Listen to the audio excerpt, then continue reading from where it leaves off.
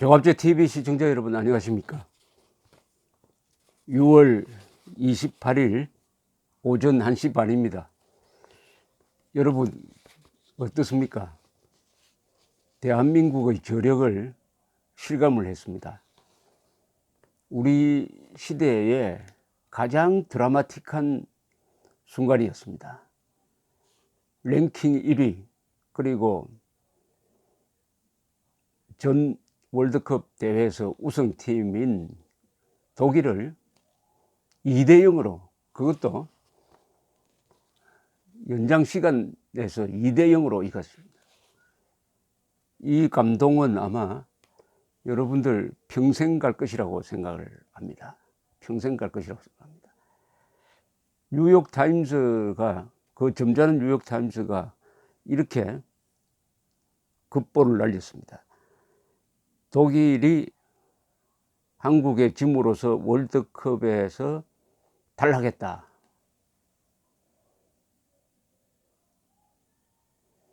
이 순간 세계의 톱 뉴스입니다. 이게 톱 뉴스입니다. 여러 가지 극적 상황이 여기에 지금 다 모여 있습니다.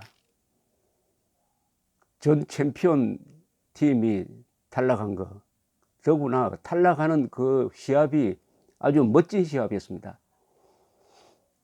제가 평생 본 축구 시합 중에 이게 최고라고 생각합니다. 2002년 월드컵에서 한국이 4강으로 오르는 과정에서 아주 중요한 시합이 있었습니다. 이탈리아의 연장전에서 2대1로 안정환 선수가 2대1로 넣어서 이기는 시합, 그리고 준중결승에서 스페인을 승부차기로 이겨서 이기는 순간도 물론 감동적이었습니다. 그러나 오늘처럼 이렇게 역전극의 감동은 아니었습니다. 오늘 한국팀이 이긴다고 생각한 한국인이 과연 있었겠습니까? 2대0 아니면 3대0으로 질 것이다. 다 그렇게 믿었습니다. 또 얼마나 우리 팀을 욕을 많이 했습니까? 오늘 이 공을 세운 선수들 김영권, 조현우 이런 손흥민 선수들이 나와서 다 한결같이 그동안 마음고생 온갖 비난을 감수하면서 겪었던 마음고생 이야기를 많이 털어놓았습니다. 이 세 주역이 한 이야기 중에서 너무나라는 말이 많이 나왔어요. 너무나 기쁘다. 그리고 국민이라는 말이 많이 나왔습니다. 국민 여러분들께 감사한다. 국민들의 응원이 있어서 이렇게 이겼다고 했는데 사실은 국민들은 이번에 응원하기는 했지만은 그동안 2번 진 데 대해서 감정을 가지고 좀 냉담하게 이번 게임을 본 것 아니겠습니까? 독일 팀과 한번 맞섰던 적이 있습니다. 2002년 월드컵 중결승에서 상암동 경기장에서 열린 시합에서 1대0으로 졌습니다. 1대0으로. 이번에 2대0으로 이겼는데 아시아 팀으로서 독일을 월드컵에서 이긴 처음이라고 합니다. 처음. 물론 우리가 16강 진출에는 실패했지만은 이 시합 자체로서 아마 세계 월드컵 역사에도 남을 만한 아주 역전극이고 명승부입니다. 그 골 2개가 얼마나 드라마틱했습니까? 첫 골은 비디오 판독을 한 다음에 옵사이드가 아니라고 해서 또 한 번 기뻤고, 두 번째 이 골 넣는 거는 이렇게 들어가는 골을 평생 보기도 힘들지 않습니까? 독일 노이어라는 골키퍼가 하도 답답하니까 우리 진영으로 와 있을 때 바로 멀리 차니까 손흥민 선수가 노마크 찬스에서 아주 쉽게 넣을 수가 있었습니다. 이 뉴욕타임스가 카운트를 한 모양인데 독일 팀은 26개 슛을 날렸다고 합니다. 그런데 조현우 골키퍼가 다 막아냈습니다. 아마 이 조현우 골키퍼처럼 이렇게 어려운 어려운 슛을 다 막아내는 것도 처음 보는 것 아니겠습니까? 아주 그 영화 배우처럼 생긴 그 또 결혼을 했더구만요. 부인 이야기를 하면서 울먹였는데 대구 시민 그리고 대한민국 국민들에게 감사한다는 말이 아주 찡했습니다. 더구나 이렇게 욕을 많이 먹고 그리고 홈 어드밴티지가 전혀 적용되지 않는 러시아에서 이 중요한 시합에 이번 시합의 의미는 독일을 디펜딩 챔피언인 독일을 이긴 것이고 독일을 탈락시킨 거죠. 한국이 독일을 탈락시켰습니다. 16강에 나가지 못하도록. 수십 년 만에 1938년 이후 독일이 16강에 진출하지 못한 처음이더군요. 여러 기록과 드라마가 이렇게 한꺼번에 이렇게 몰려온 이 시합을 볼 수 있었다는 것, 이걸 보면서 한국인의 저력을 확인할 수 있습니다. 한국 사람은 어려울 때 젖먹의 힘까지 다 발휘해가지고 초인적인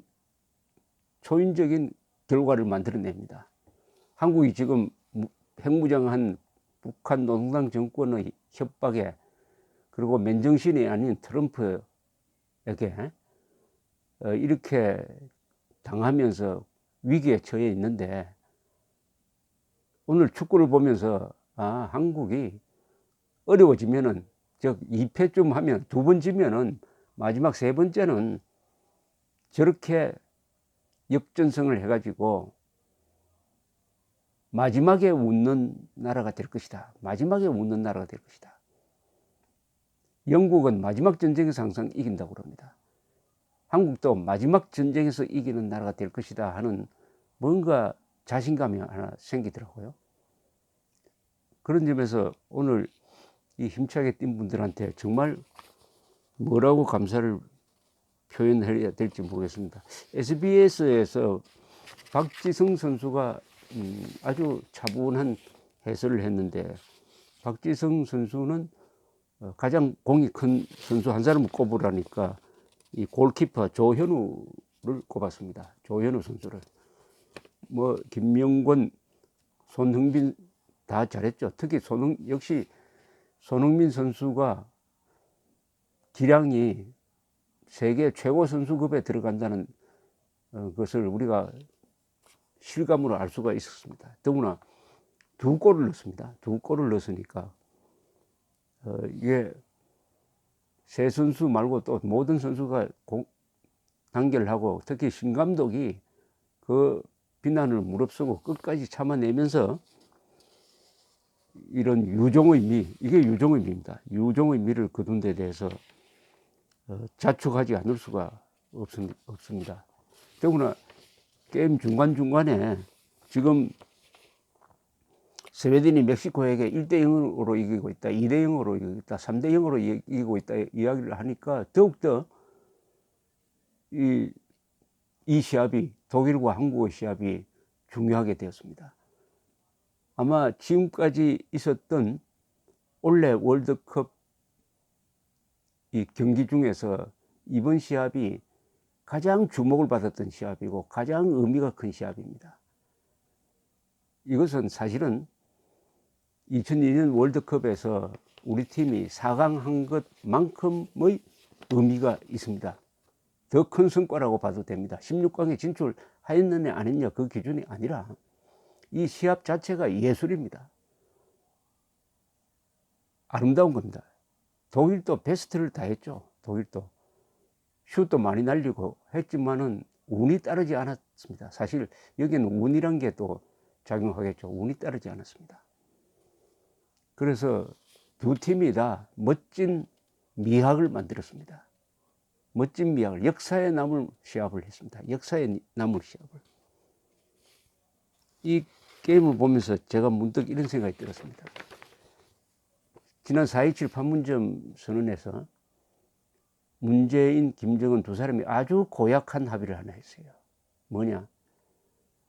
대북 방송, 대북 전광판 방송을 상방이 철거한다 했어요?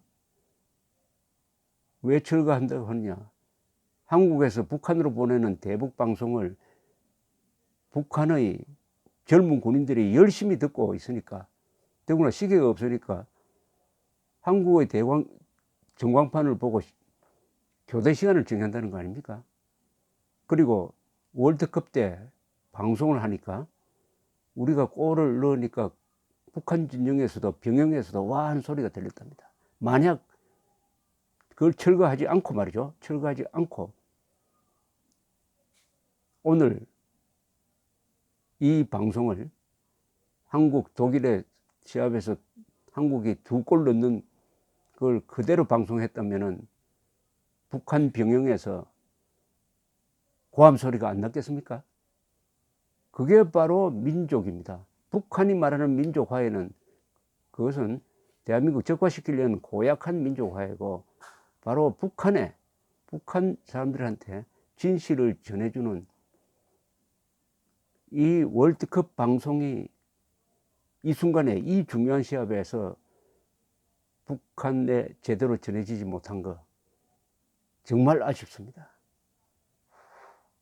북한 병영에서 우리가 2골을 넣었을 때 와 하는 함성이 들렸다. 그 순간 통일되는 거 아닙니까? 그 순간이 통일 아닙니까? 감정의 통일. 그게 민족애 아니겠어요? 그게 진정한 민족 공조 아닙니까? 그런데 왜 전광판을 뜯어가지고 북한 주민들이 꼭 알아야 될 정보를 왜 차단합니까? 그걸 왜 문재인 정권이 합니까? 문재인 대통령이 오늘 반성해야 합니다. 북한의 젊은이들에게 우리 민족적 자긍심을 심어줄 기회를 말살했습니다. 왜냐? 그 방송은 김정은만 괴롭히는 방송입니다. 김정은 한 사람을 편하게 만들기 위해서 한반도의 8천만 민족을 배신한 게 바로 대북 전광판, 대북 방송 철거입니다. 오늘처럼 그렇게 아쉬움을 느낄 때가 없었습니다. 그러나 오늘 근사한 날입니다.